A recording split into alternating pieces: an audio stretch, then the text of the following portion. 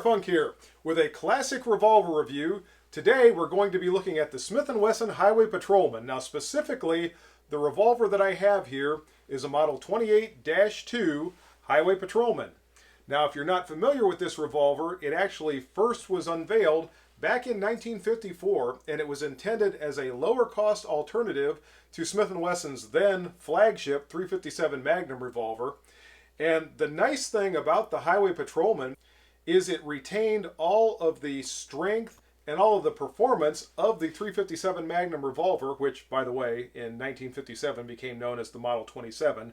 But in 1954, that revolver was still known as the .357 Magnum, and this one became known as the Highway Patrolman. By the way, a few of the viewers have taken me to task over the years about my use of the names of these revolvers that were historically used by Smith & Wesson. I will refer to this revolver many times as the Highway Patrolman. I will refer to what a lot of people call the Model 19 as the Combat Magnum, or if I'm talking about the K-Frame 38, I'll call it the Combat Masterpiece. I prefer those names because I think they give a little bit more personality to the revolvers when I'm talking about them than if I say the Model 19 or the Model 15, or in this case the Model 28. I just prefer the names a little bit more than I do the numeric designations. I think as our lexicon and vernacular, even in colloquial terms, march ever on toward the digital and technical and computerized gibberish of present day and into the future, we're losing a little bit of our imagination and our soul, and we can see that with things like the designations for our firearms. For example, Peacemaker to me sounds more inspired than the Colt Model 1873.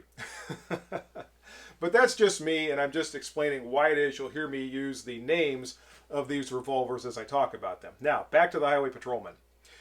As I said, this revolver first saw the light of day in 1954. It was intended to be affordable by uniformed police officers who had to purchase their own firearms, and for departments that had to outfit a large police force and be able to afford the individual firearms. The original .357 Magnum revolver, fine a revolver as it is and was an expensive alternative, and this was a much lower cost alternative for your rank and file police officers and police departments to be able to purchase. And as I said a little while ago, it retains all of the performance and all of the strength of its more comely sibling. Taking a closer look at the Highway Patrolman, we can see that it is built on Smith & Wesson's large end frame. It has the tapered barrel of days gone by, which does make the revolver balance fairly well. It is a heavy revolver with the 6-inch barrel, but with the end frame square butt grip and the tapered barrel, it does balance nicely. Flipping it around to this side, again, we can see a lot of features that are familiar with the present day revolvers. If you can see it there, it does have the older style font for Smith & Wesson on the side of the barrel. And this side, interestingly, if we get it to where you can read it, does actually say Highway Patrolman right on the barrel.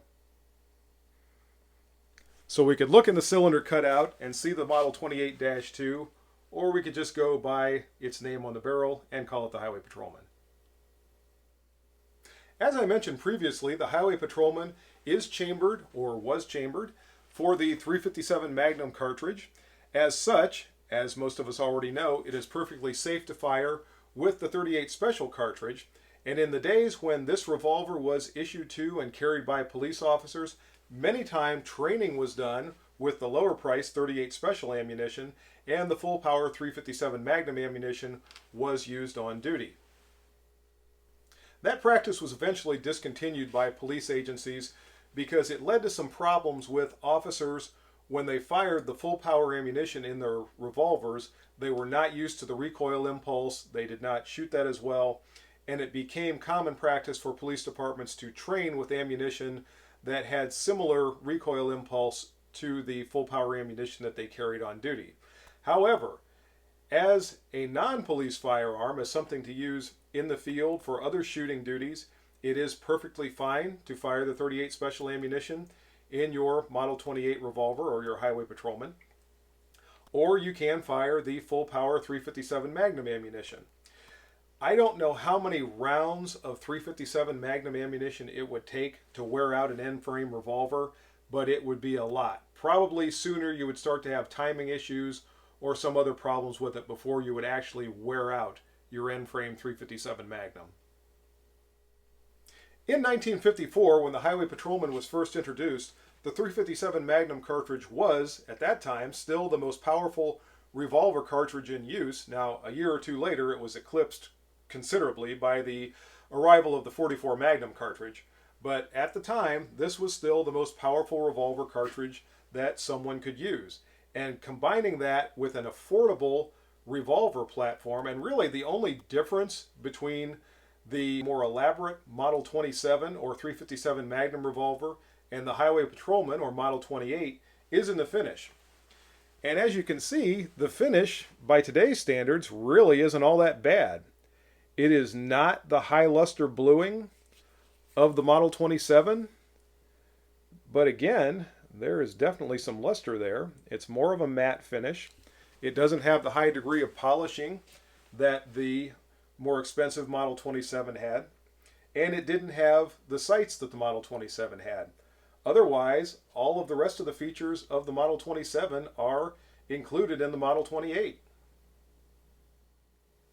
As I said a while ago, the Highway Patrolman that we have today is a Model 28-2, and in fact it was manufactured in 1966. Revolvers of that vintage do have the recessed cylinders. If we put ammunition in there, the cartridges would fit flush with the cylinder here. It also has the pinned barrel, if I get it to where you can see it there. And one of the things that I find interesting, as I said a little while ago about the finish of this revolver being considered lower class or lower quality than the Model 27, look at the case hardening on the hammer and trigger. It is very nicely done. If you can see that there. And no, it doesn't have the white outline or red ramp sights that we would see with the more expensive Model 27, but we have perfectly functional sights for what this revolver was intended for. Okay folks, enough talking about the Highway Patrolman. Let's go out to the range and see how she runs. And here we are folks on a dark and dreary day out at the range, ready to put the Highway Patrolman through its paces. I'm going to start out as usual with just a simple accuracy test from 30 feet. From there we'll move on to a little bit more fast paced, a little bit more fun shooting. I am going to be shooting the whole time today with full power .357 Magnum ammunition, and I don't think the Highway Patrolman is going to complain one bit. So let's get to it and have some fun.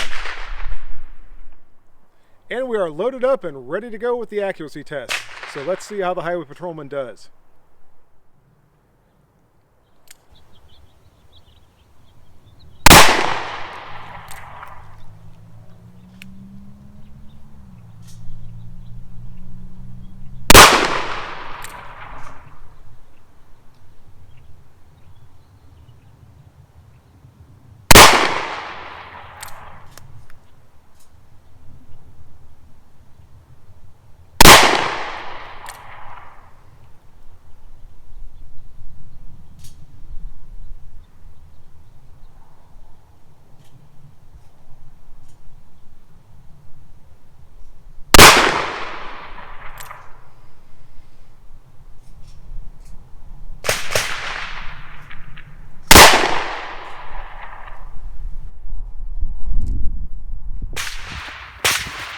And I think we could safely call that pretty good accuracy. Looks like 4 of the 6 shots basically went through the same hole. I have 2 of them just outside. That whole group is about 3/4 of an inch. All right, how about if we move over to the silhouette target now and try some double action shots.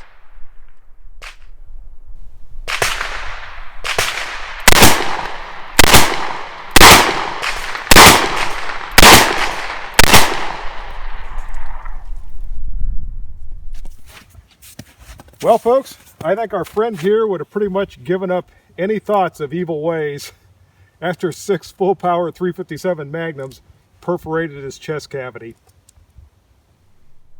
What's that you say? Failure drills? 2 shots to the body, 1 shot to the head? Let's give it a try.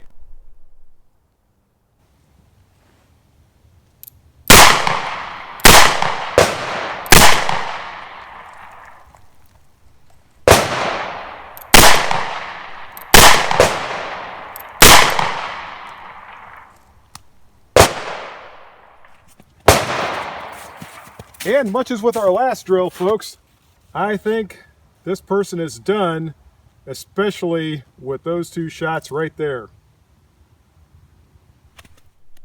Okay, folks, moment of truth. Is the highway patrolman a 20-foot tack driver? I've got 3 shots loaded into the cylinder, and we're going to use those 3 shots to answer that question.